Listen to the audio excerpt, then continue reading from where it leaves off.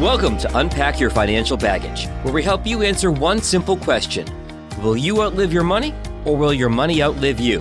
Here are your hosts, certified financial planner and managing partner of Malone Private Wealth, Lou Malone, and editor of D Business Magazine, RJ King. Lou, it's good to see you again. Thanks, RJ. Good to have you back. Now, the last time we spoke about the foundations of financial planning, the fundamentals of behavioral investing and the pressure people feel, we also talked about the actual numbers that demonstrate the value of behavioral investing and the value of an advisor.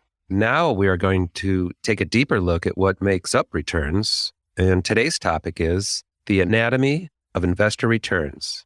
Give us the shorthand before we jump in, Lou. Well, I think it begins with a simple question. Why has the average investor continually not only underperformed the indexes, but their own investments? When you talk about average investors continually underperforming, are there historical precedents or is this a new concept? Well, it goes actually as far back as you could go back to tulip mania in Holland back in the year 1865, when the market price for tulip bulbs, believe it or not, skyrocketed. I think the highest price was for this rare, they call it Semper Augustus, and the price was 30,000 florins. And what that translates to is about 3 times the value of an Amsterdam house at that time. You can then move forward to the Great Recession of 07, 09, or recently would be COVID. All of these have allowed the average investor to underperform, according to Dalbar. And the returns over the prior 30 years, the S&P index did about roughly 11% per year over these 30 years, and the average investor did about 7%. So some real quick definitions are probably needed here. So who's Dalbar? They're the financial community's leading independent expert for evaluating or rating business practices and customer performance since 1976. So the next question we have to define for everyone is, how do they define the average investor? Because we're going to be talking about them a lot. So the average investor refers to really the world of all mutual fund investors. Their actions and financial results are stated to represent a single investor. So what this does, it's allowed Dalbar, the entire universe of mutual fund investors, to be used as a statistical sample, ensuring the highest reliability. So this has been going on for a while. The most logical follow-up question to help solve the primary question is, what encompasses an investor's return? Well, at first thought, it seems to be rather a simplistic concept, right? You take excess money, you place it into some form of entity, you allow that entity to grow, and then over time, you get your money back plus whatever growth or interest you earned on that entity, right? Well, it turns out it's not quite that simple when you dissect all the moving parts that transpire between money going in and the end result. Why is that, Lou? Well, investors' thoughts trigger their emotions, and then their emotions define their behavior, and their behavior is going to determine their investment performance. Author Nick Murray has stated that the dominant determinant of long-term real-life returns is the behavior of the investor themselves. What are these parts that make up the anatomy of investor returns? It's a model I've developed with the data from Dalbar over 26 years of financial planning, which are 5 different components. One is the stimulus, the behavior, the volatility, the retention rate, and then finally the asset class. These are the 5 pieces. What can it do for someone once they understand it? What are the practical applications for someone who's thinking about retirement or even in retirement? It helps pull them out of the emotional cycle that they may be feeling regarding the retirement plan. And it's those emotions that continually blow up their long-term returns. Here's what I mean. Human nature is a failed investor, meaning we're all emotional beings who don't make logical decisions consistently. This model provides structure, and it helps refocus our mindset, especially during times of uncertainty or stress. Unfortunately, many families they don't have a financial plan, and this model can help them begin to hopefully understand why a plan is critical. If followed by their family with their CFP, meaning certified financial planner, it can provide a pathway to financial success rather than what's happening now, which is behaving themselves out of a successful long-term retirement and leaving that legacy for those that they cherish most. When people hear about this model, are they more or less likely to want to have a financial plan? Do they connect the dots, and does it put them at ease? Most people, they know retirement is something they want to experience at some point. They want to have it and they want to have that plan, right? But they don't know the anatomy of their returns, which is a component of the plan. They know there's uncertainty and they can't quite express the anxiety that they feel in tangible terms. So this model, I feel, helps address those concerns. Why this model? Why is this important to you? I can hear the passion in your voice, and clearly this model is personal for you. Well, there's a couple reasons. Financial planning isn't only about helping families have a plan to retire, but to stay retired comfortably. Although today we are discussing the anatomy of investor returns, quite frankly, the investment return is the last component in a comprehensive financial plan, which it has three components in this order of importance. First, goals, next, the plan, and only then the portfolio. Unfortunately, human nature gets it backwards, with obviously the help from financial media in our conditioning. So said another way, they think more of it's ready, fire, aim type mindset. You see, families, what they can do is they can craft a beautifully diversified portfolio. It's anchored to their plan and long-term goals, only to blow it up in times of both market euphoria or panic. So by doing so, their plan may never recover. So this was and is both frustrating and fascinating to me. So the model has been a blueprint to assist them in finally understanding how real returns actually work. And as a CFP and an independent RIA with a fiduciary responsibility, I've always wanted an objective, fact-driven approach to investor long-term returns. Fiduciary, independent RIA. Tell us more about what that means. How is it different from the local brokerage investment firms? And why would someone want to work with an RIA or someone who is a fiduciary? A fiduciary has an obligation to do right by the client in placing the client's interest first, always, and in every aspect of the planning process. Now, this seems like a common sense idea, right? Well, that hasn't always been the case in our industry. Let's just say the larger brokerage firms aren't held to this high level of objectivity. They tend to be more, it's called product driven rather than planning driven. We can dig into these specifics more on a future podcast, which we'll put together called How to Choose an Advisor.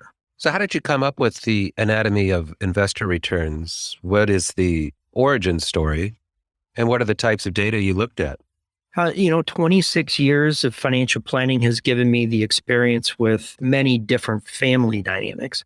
But a lot of the questions, the fears, and the challenges people face, they're very similar. The best way to explain how important the development of this model is that for many people, the single most important issue they face, now financially speaking, is retirement.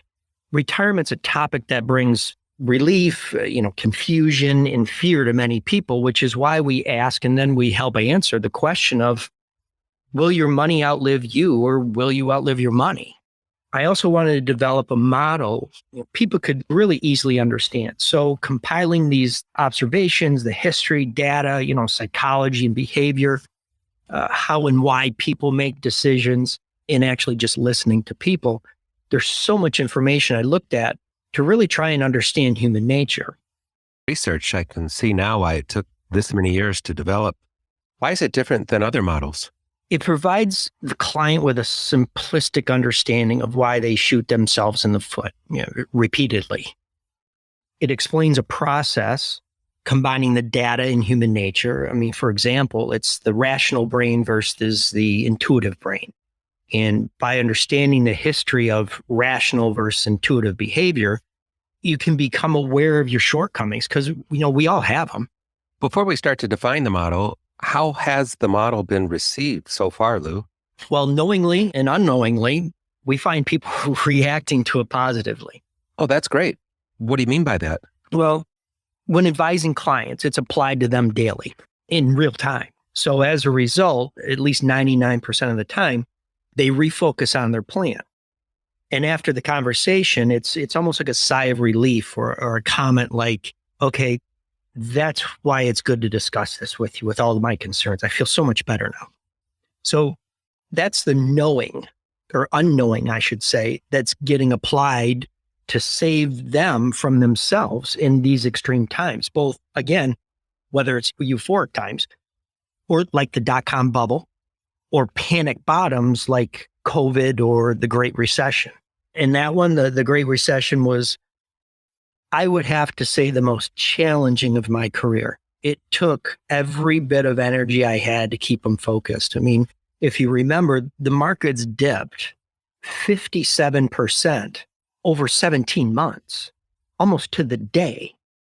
So at times, I think I was the only beacon of light in that end of the world as we know it event, which was according to every media outlet out there. So they heard me say these words a lot, which was, don't do that. You're going to regret this. So the knowingly is when I've presented this to groups that have asked me to speak about financial planning or behavioral investing. The visual model puts everything together, seems easy for their clients or for them to understand. So we've been told that it does simplify a lot of the terms they've heard, and now they can finally understand. So as an example, volatility versus risk. There's a lot of anxiety around those words. And this model breaks down volatility for what it actually is and what it's not. When people see the data, the history, the elements, where do you think they struggle the most with in adapting to this kind of thinking? It's just countercultural, meaning we're conditioned by both our past and the financial media to believe the exact opposite. I'm assuming we'll get into those things later. Let's get into the model. Where does it start? Well, I think we need to look at behavioral finance, or what they call neurosciences, for help, because a better understanding of the brain usually leads to a better understanding of economic decision making. Our own experiences as humans clearly suggest that we don't always act rationally according to what they call standard economic theory. So under the influence of strong emotions, stress, or even really for no reason we can knowingly pinpoint, we've all made decisions that we've later regretted. Studies have shown that the pathway for the fear response in the brain bypasses these higher brain functions, including the ones we usually associate with rationality. So basically, we fear things for reasons outside our conscious, rational mind. And we do it because we have no choice. We're psychologically hardwired to do so, whether it's the behaving, thinking, reaching conclusions, and making decisions with the effects of the emotional brain always running in the background. Wow. So where does this all take place? Well, it's called the amygdala. It's a small structure that's located deep within the brain. It's the part of the brain that functions in linking, where it's important. It's linking memories to fear. It also has a direct connection to the brainstem, which is the central switchboard for all the muscles in our body. So this neural, call it shortcut from fear to physical movement, is what allowed in the early days of man not to get eaten by a saber-toothed tiger. Fortunately, those days are gone, but the mechanism still remains. So what's fascinating, the amygdala, it's the reason why we're afraid of things outside our control.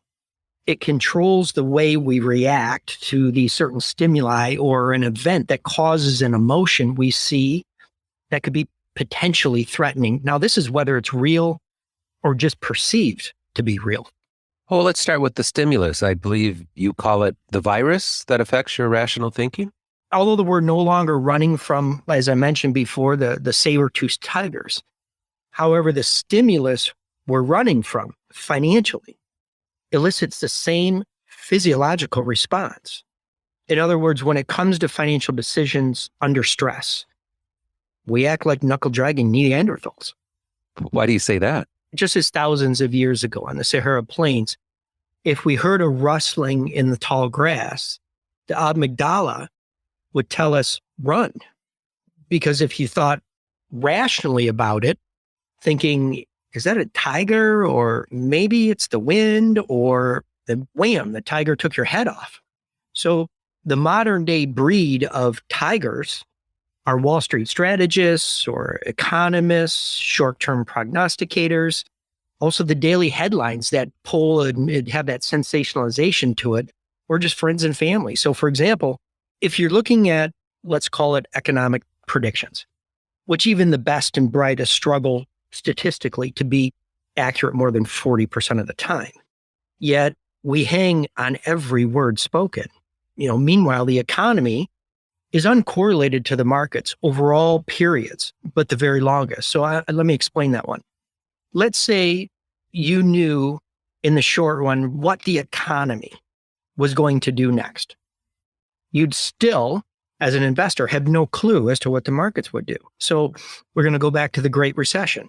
So at the bottom of the Great Recession, if you'd been asked how the economy was, let's say, what's going to perform over the next handful of years, and by some freak coincidence, you knew the answer, you probably would have said something like this. So let's say over the next roughly 4 years, we'll have the slowest economic growth ever.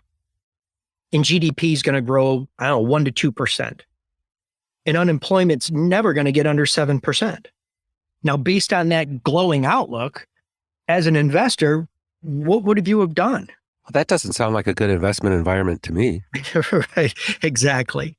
And most investors park their money in a money market or checking savings account for the next 4 years. And this is all according to past tracking of where people actually move their money. While at the same time, the equity market actually went up about 140%.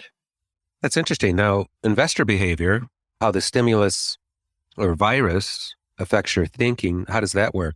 Try and visualize these stimuli we just spoke about racing into your brain. Now the gears in your brain begin to turn. The first one is behavior.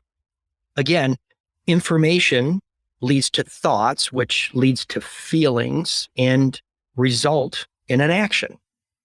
When discussing investor behavior, it's real helpful to first understand the thoughts and the actions that lead to what I would call bad decision making. Investor behavior is not just simply buying and selling at the wrong time. It's the psychological traps, these triggers that cause investors to act irrationally. And that irrationality leads to buying and selling at the wrong time, which then leads to underperformance.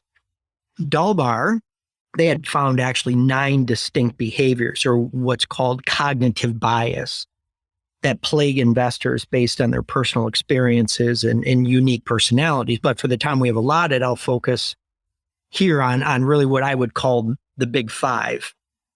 So when we're stimulated by fearful information, we hear again or see, that triggers that fight or flight mindset. Remember, like going back to the cavemen we discussed, which leads to behavior that reflects the uncertain, anxious, or just irrational investor. It leads them, so it's leading them to react due to a short-term media-driven crisis, I would say. Where is this information coming from? Well, it really can come from anywhere, but the primary driver is the financial media. Well, as a member of the business media, I guess we can trigger a lot of emotions and behaviors. Tell me more about the behaviors. When it comes to assessing the stimulus, humans often fail to make rational decisions because, again, our brains take these mental shortcuts, which are called heuristics. These can prevent us from making the correct choice. So let me make one more point clear for everyone here is these irrationalities I'm going to keep and have kept bringing up, they don't make us irrational people, right? It makes us normal human beings. So the behaviors that we'll talk about here are the 5. The first one being loss aversion. The second one is mental accounting, anchoring, herding, and then availability bias are the ones. Now, give an example briefly of each one is with a loss aversion. Studies have proven that humans feel the pain of loss 2 times more than the pleasure of gain. And our brain, as I mentioned before, can't define the difference between a real life loss or a perceived loss, which is why investors look at their statements at the end of each month, and everyone's done this and said, oh my God, I lost X amount of dollars. Well, no, you didn't. But that's that loss aversion that's playing in our mind. The next one is mental accounting. Now, mental accounting is real simple. We categorize money or spending into different, what's called mental buckets in our brain that can get us in trouble. And a good example of that is anyone who's ever been to Las Vegas, right? You go to Las Vegas and mentally, at some point, you have in your brain what you're willing to lose. You think you're going to win, but you're not. But that's that mental accounting. That's your play money in your brain. And in our industry, I see this a lot with inheritance or monies that come from different generations. So what happens is those monies are mentally in your brain. They're put in a different category, that money that you worked for every day, meaning you go to your job and you work. So you spend those dollars differently than monies that have been inherited. Because again, I don't want to say they're play money, but they go in that same mental bucket. The other one would be anchoring. And anchoring really is simplistically, we lock in a price for an item that all future decisions are then anchored to. Now, they did studies back, which it was called imprinting, where they took baby geese called goslings. When they hatch, actually the first person, it's not a person, it's their mother, right? That they see, they're imprinted to follow that person around. It's anchored in their brain. They also did that same study. The person that did it, actually, the first thing the goslings seen was this person. And they followed this person around all over the place because it was imprinted in their brain that actually that was their parent. Give you a more simple example. Smoke Detroit. RJ, you and I went to Smoke Detroit, right? Great event.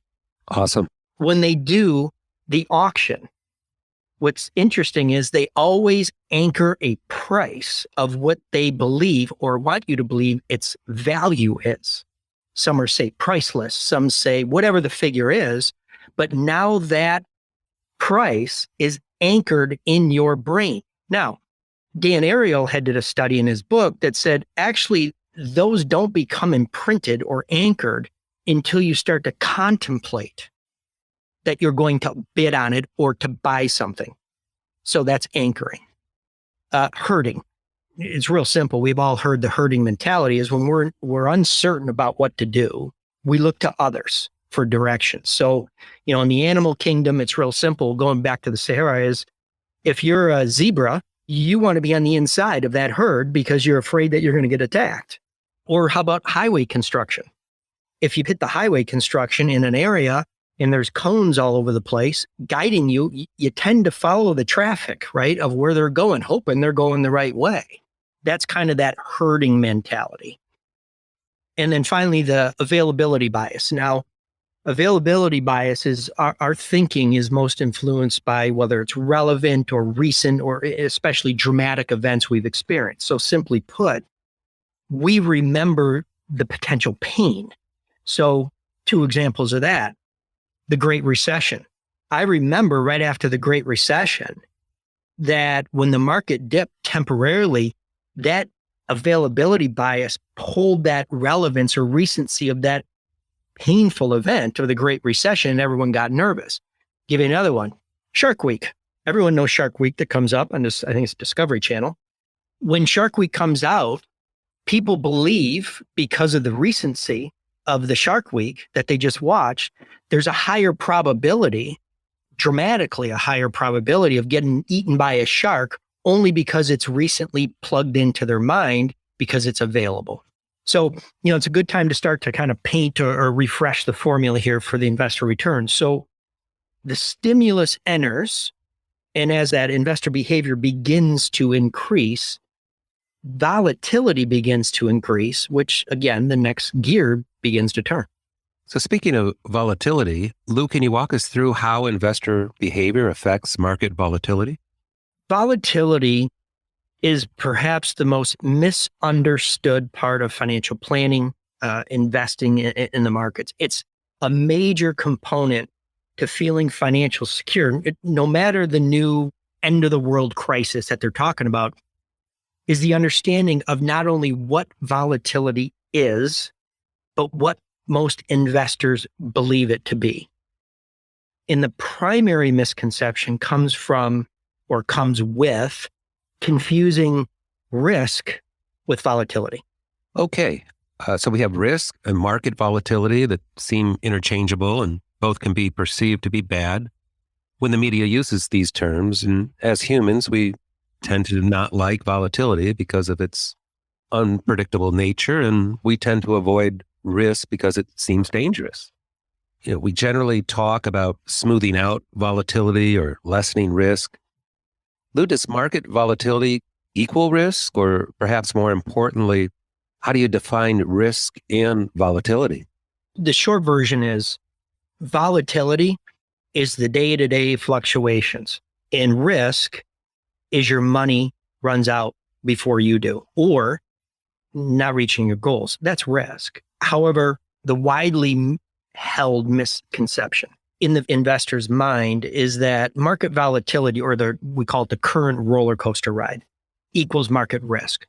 The current volatility that can be brought on by everything from, COVID concerns, high inflation, whether it's interest rate increases they're talking about, or government spending, or whatever comes next.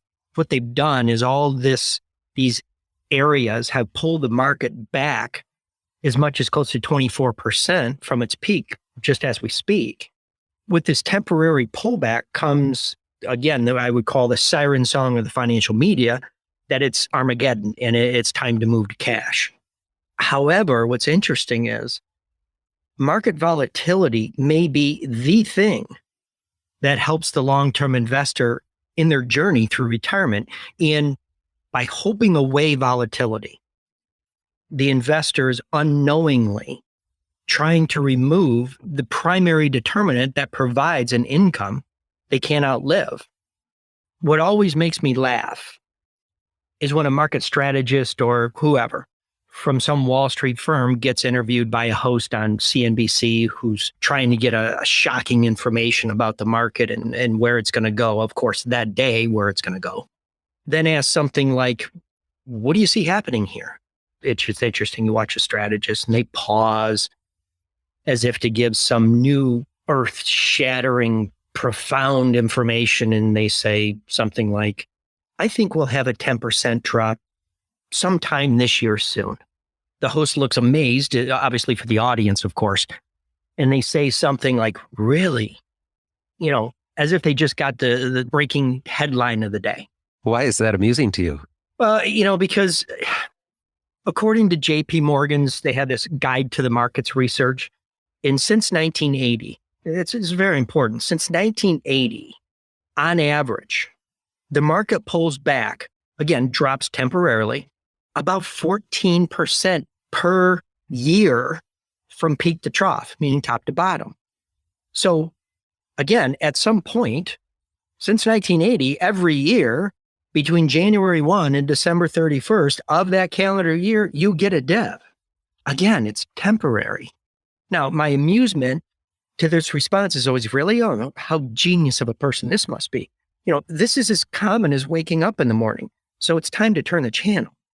Remember that over those same years, again, going back from 1980 to the end of last year, the equity market has been positive 32 of the 42 years. I mean, that's close to 80% of the time.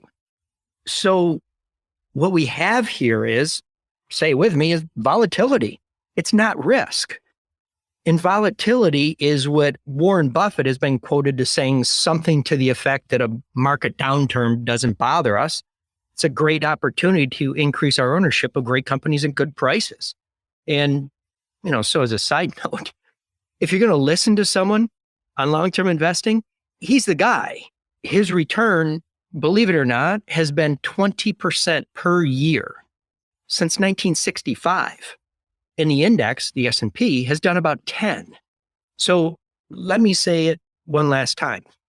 Volatility is the normal, everyday fluctuations that the equity markets experience. Common as dirt. It's been happening since Noah's been looking for tar to caulk his boat. Embrace it. That's a good one. Now, you talked about data and numbers. It would be great to put a number on volatility and the emotions we feel. Is there such a thing, Lou? Yeah, it's actually called the Vix Index, or more commonly known as the Investor Fear Index. And VIX is a symbol for, it's the Chicago Board Option Exchange, CBOE, Volatility Index, which it shows the market's expectations of 30-day volatility. Now, the data shows that there's a direct correlation between the VIX spiking, like it did in COVID, and the increased volatility in the markets, which in turn leads to a pullback. When you chart these things one above the other, it's interesting to see as one spikes, meaning the VIX, the other, the market, drops almost every single time. So you've heard the phrase, surprise is the mother of panic. This is its proof. It's graphed out so close, even an engineer would be impressed by its accuracy. So next up is retention rate, or how volatility affects your retention rate. Could you walk us through that, Lou? Sure. So over the past 10 years, equity mutual fund investors have rarely managed to stay invested for more than 4 years. When they've done so, it's been during periods of bull markets. Remember, bull markets are good markets. Historically, the data shows that the average mutual fund investor lacks the patience to stay invested for a long enough period to execute a long-term strategy. So typically, it's just for a fraction of this market cycle. As a more recent example, let's say in 2019, market conditions caused an expected effect on retention rates, which was an increase in all areas, and it was due to low volatility. Unlike 2020, when the retention rates plummeted as the pandemic hit, which increased the volatility and uncertainty, it dropped to an all-time low. It actually came close to the 1987 crash, which was 0.8, which was 8 months, according to the data from Dalbar. So what tends to happen is investors withdraw funds when markets decline or there's a fear of a crisis. So again, whether that is real or just perceived to be real, the effect of the increased withdrawals, it reduces the retention rate. So when retention rates decrease, that asset class, let's say equities or stock funds, no longer provides the investor the returns it has historically given. Hence my saying of behaving themselves out of the returns that they deserve. So Lou, you mentioned earlier asset class and how retention rate affects your asset class return. What has been the historical returns on each asset class we choose to own? Well, according to Professor Jeremy Siegel from the Wharton School, he has a book titled Stocks for the Long Run. Now, if you ever want to know the facts about asset class returns, this is the book. I mean, it goes far back with its data, back to 1802, believe it or not. And what that data reveals is the following. Stocks, the broadest index of stocks tracked back then, the total real return. Now, when I say real return, I mean after inflation. So the total real return on the broadest index of stocks available since then has been 6.8% per year since 1802. Again, that's after inflation.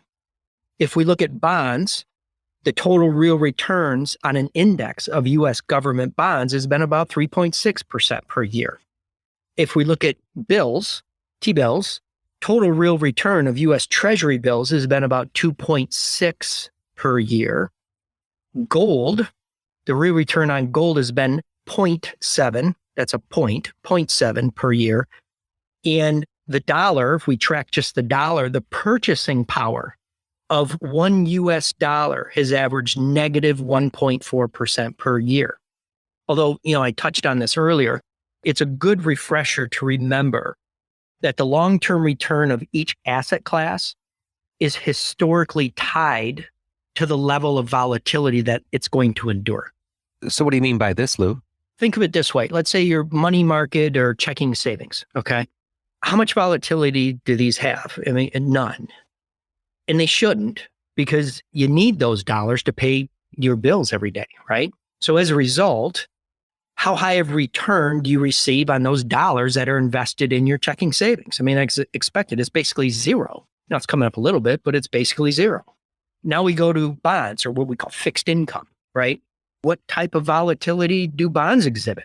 Now, it's higher than money markets, your checking savings, but usually nowhere near the daily swings that stocks provide. So as a result, what has been the historical return of that asset class? Again, it's been about 3.6% after inflation.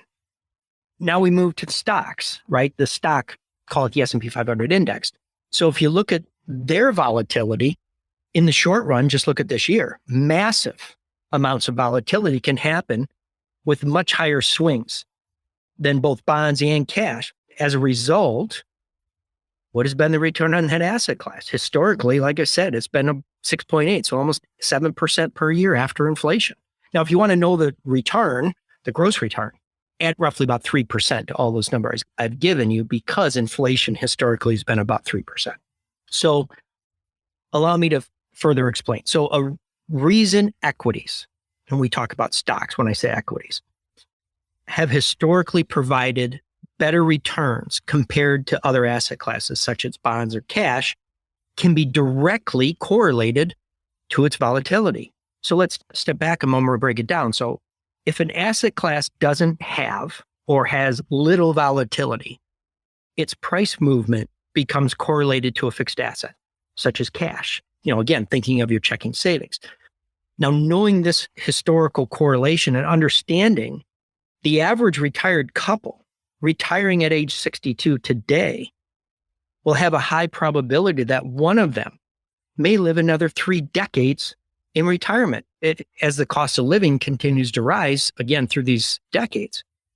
The only rational conclusion is that they need the market volatility of an asset class that can provide the historical growth that's necessary for them to maintain their lifestyle in retirement. Simple example. Take a look at the cost of U.S. Postage stamp in 1946. Why 1946? It's really the beginning of the baby boom generation. Now look at it now. In 1946, the U.S. postage stamp was 3 cents. Today it's like 60 cents. This is real life chewing away at your purchasing power. Conversely, what happens is many investors, they go into retirement knowing that they have a set lifestyle, right? That expense to cover, but they feel uncomfortable with the volatility that those equities bring. So as a result, they place way too much money into fixed income assets because they feel better today. What they don't understand is that they're increasing the probability they're comfortably going broke over what could be 3 decades of retirement. So what do you mean by that? So again, a fixed investment portfolio, what happens is it lacks potential for growth typically that's required to keep up with those rising costs of living. And this is one of the real risks of retirement. It's outliving one's income. I know what the audience may be thinking. Did he just tell us to put 100% of our money in stocks in retirement? No, the answer is no, I did not just say that. You need to speak to your advisor, preferably your planner, to build the correct diversified portfolio for you. However, I believe it needs to have equities be a component of the overall mix because it has to battle that beast of inflation, meaning, again, the cost of living. So these simple facts, the market volatility may not equal risk, and understanding the difference between the two will hopefully allow the average investor to be able to not only stomach the current ups and downs of the markets, but actually hope for more ups and downs. With this, I guess we could leave you with one more of the Warren Buffett quotes, which is he states that something to the fact that look at market fluctuations as your friend rather than your enemy. And Arthur Nick Murray, he's always said that there is a direct correlation between an asset class's volatility and its historical long-term return. And there is an inverse relationship between certainty and return. So the more uncertainty an investor can stomach, the higher that investor's long-term return has been, historically speaking. So simply stated, if you want a higher long-term return, you must embrace uncertainty. That's great, Lou. Now, it sounds like investor returns are dependent on, and I'll sort of break it down into 5 parts. 1, how do you let the stimulus or virus affect you? 2, your behavior after exposure to the stimulus. 3, market volatility as a result of your behavior. 4, what your retention rate is. And 5, an understanding of what asset class you should own. You got it. I mean, the psychology that drives investors is always essentially the same. Investor behavior is triggered by some form of stimulus. Again, either geopolitical event, a previous market experience, these news stories, the tips. And again, it distracts investors from their long-term goal. That outside stimulus, again, we could call it Wall Street strategists, economists, financial media, triggers your unconscious behavior, which then increases the overall volatility in the markets. Now, due to that increased uncertainty, volatility, investors begin to sell their most volatile investments, and they leap into what? Bonds and cash. When the herd then piles all of their portfolio into bonds and cash, their long-term return is going to be reduced based on the historically lower level of returns, again, after inflation, that asset class has provided, according to Jeremy Siegel, back to 1802. So what we're doing here is we're now confirming the data that Dalbar has provided over the last 30 years, meaning the average investor has behaved themselves out of close to 40% per year. Once again, sad, but true as history shows us. Now you know why financial planning is essential. That was a great encapsulation, Lou. Turning to our next conversation, what will we cover on the next podcast? The next step we need to take is really, is your advisor actually planning for you or selling to you? We'll talk about what to look for when you're ready to hire a financial professional, what that title, so to say, that they have really means. And always a big question is, how do they get paid for their services? Everyone would definitely want to know that. Well, thank you, Lou. That concludes this podcast. Thanks, RJ. The information provided is for educational, informational purposes only and does not constitute investment advice, and it should not be relied on as such. It should not be considered a solicitation to buy or an offer to sell a security. It does not take into account any investor's particular investment objectives, strategies, tax status, or investment horizon. You should consult your attorney or tax advisor. The views expressed in this commentary are subject to change based on market and other conditions. These documents may contain certain statements that may be deemed forward-looking statements. Please note that any such statements are not guarantees of future performance, and actual results or developments may differ materially from those projected. Any projections, market outlooks, or estimates are based on certain assumptions and should not be construed as indicative of actual events that will occur. All information has been obtained from sources believed to be reliable, but its accuracy is not guaranteed. There is no representation or warranty as to the current accuracy, reliability, or completeness of, nor liability for, decisions based on such information, and it should not be relied on as such. Malone Private Wealth LLC, MPW, is a registered investment advisor. Advisory services are only offered to clients or prospective clients where MPW and its representatives are properly licensed or exempt from licensure. No investment strategy or risk management technique can guarantee returns or eliminate risk in any market environment. All investments include a risk of loss that clients should be prepared to bear. The principal risks of MPW strategies are disclosed in the publicly available Form ADV Part 2A. Generally, among asset classes, stocks are more volatile than bonds or short-term instruments. Government bonds and corporate bonds have more moderate short-term price fluctuations than stocks, but provide lower potential long-term returns. U.S. Treasury bills maintain a stable value if held to maturity, but returns are generally only slightly above the inflation rate. This has been the Unpack Your Financial Baggage podcast. Feel free to share this episode with someone you think it may benefit.